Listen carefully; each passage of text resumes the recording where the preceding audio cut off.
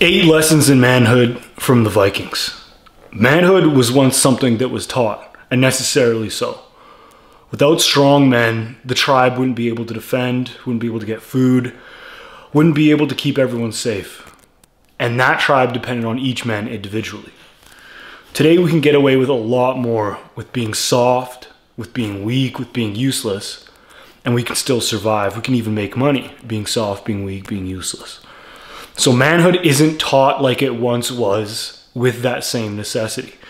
Now, over the past 100 years, society has changed dramatically, far faster than our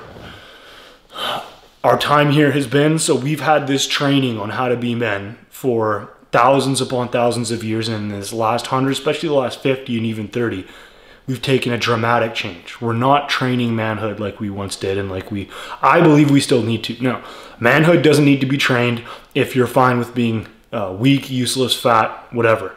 You don't need to worry about your manhood if you don't want to be the provider, protector, the leader of a tribe, the leader of your house.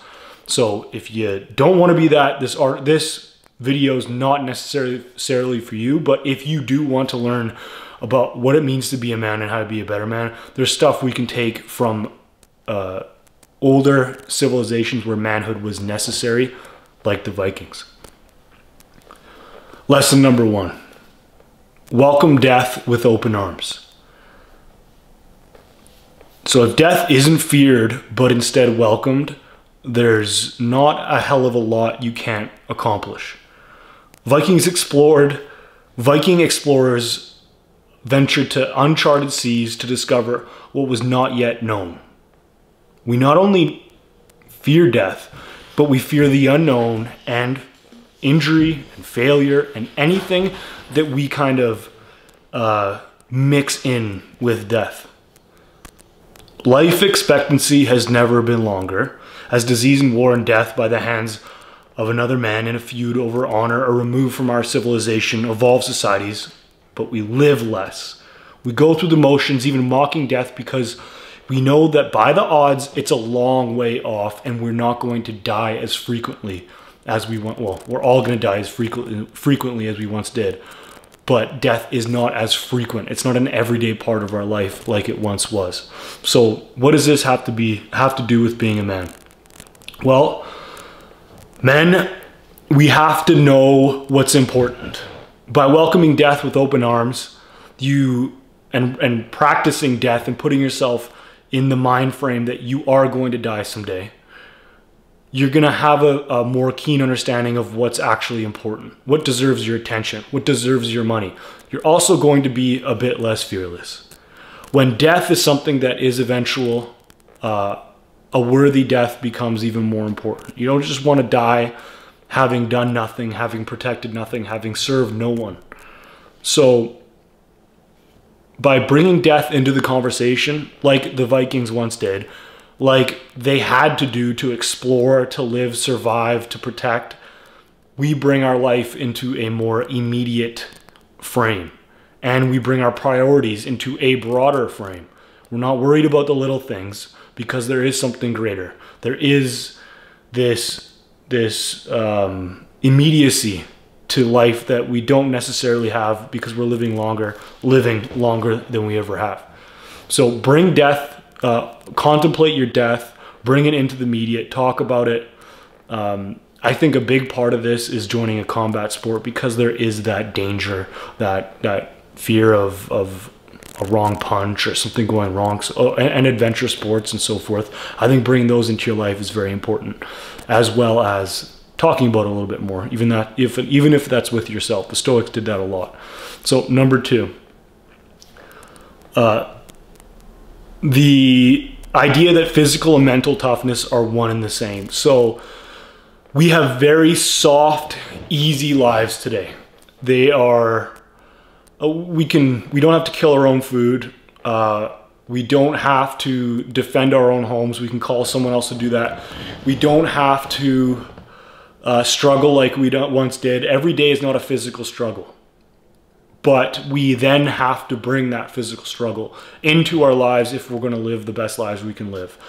Back in Viking times, obviously, things were more things were a physical struggle. Physical struggle was a constant. You weren't thinking about the future, the past, whatever. You were thinking about the moment because the moment had to be dealt with.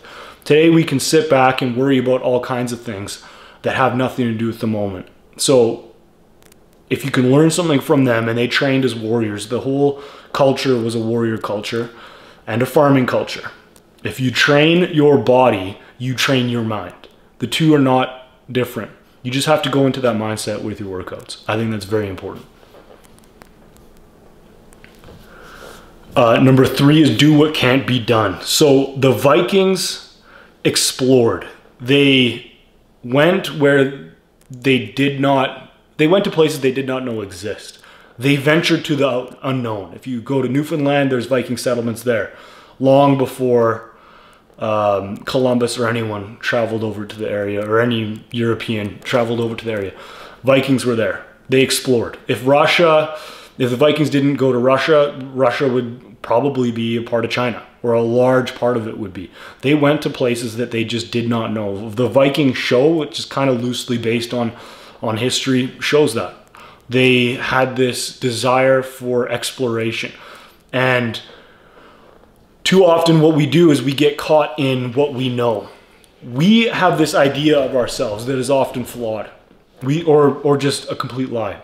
We think we're weaker than we are, smaller than we are. We don't think big enough because we've lived up to this, or we've lived to this view of who we are up to this point, and we can always do better. We can always attempt the unknown, and that is something that's imperative that we can learn from the Vikings, but also apply to our lives. Venture to the unknown. Do what you don't know you can do. Go where you don't know you can survive. Go to those dark places that most people avoid. This video is not for those who are content with mediocrity, who want the safeness of, I guess, a house where I am in right now. I guess the safeness of a secure job, the safeness of this, that, and everything else. Safety is the enemy of progress. So if you're constantly fretting over safety, think about things a little differently. This is about life. This is about reaching your potential, and to do that, you have to go to the unknown.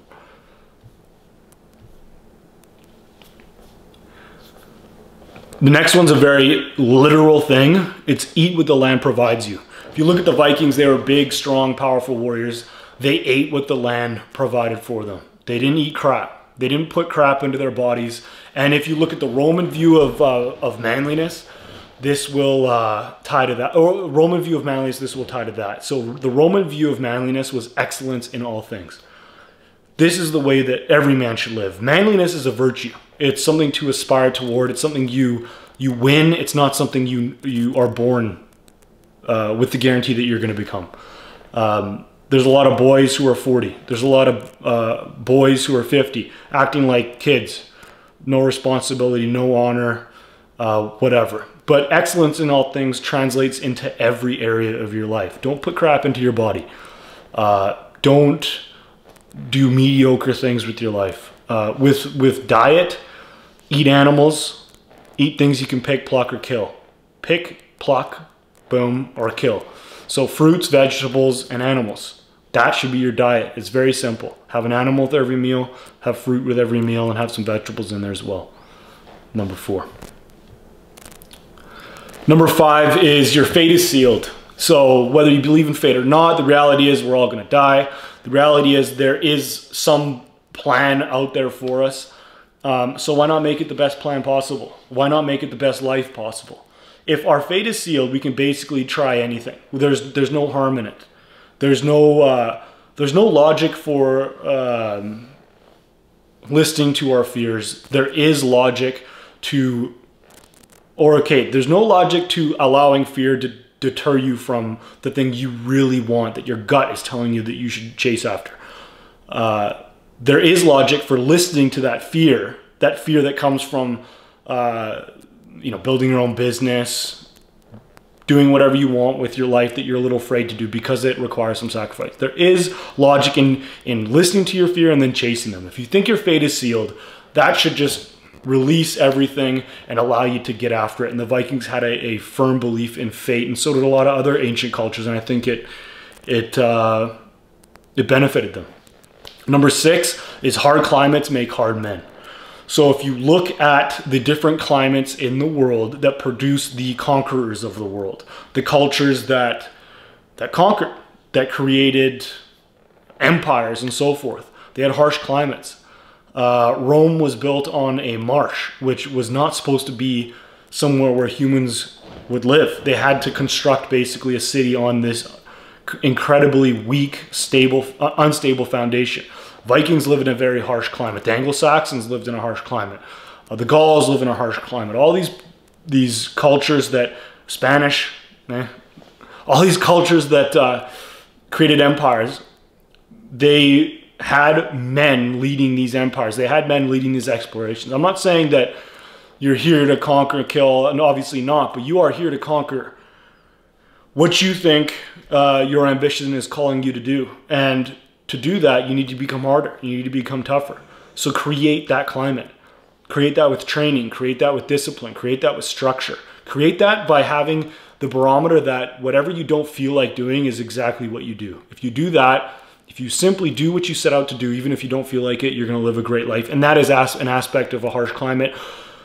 To take this literally, if you live in a cold climate, use that cold. There's studies been done that cold builds immunity. So you're out there in the cold with not the same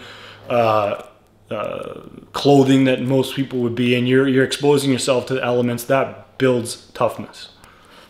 Cold shower in the morning. It's not something you want to do, but it will build toughness. Number 7 is simplify. They did not have the option to have the amount of options we have, and that is a good thing. You can think bigger when your options are limited. You can do more work when your options are limited. Decide what you want to do and then do it. Don't get caught in paralysis by analysis. Don't inhibit the actions you have to take to live a great life. And that's the whole point. We're here to live a great life, not a mediocre life, not a safe life, not any of this stuff. If we're taking lessons from the Vikings, don't allow the endless sea of options that we have today deter action. Get in the habit of being decisive. This goes for little things, picking up groceries, whatever, what to do on a date, what to watch, what to read, all this stuff.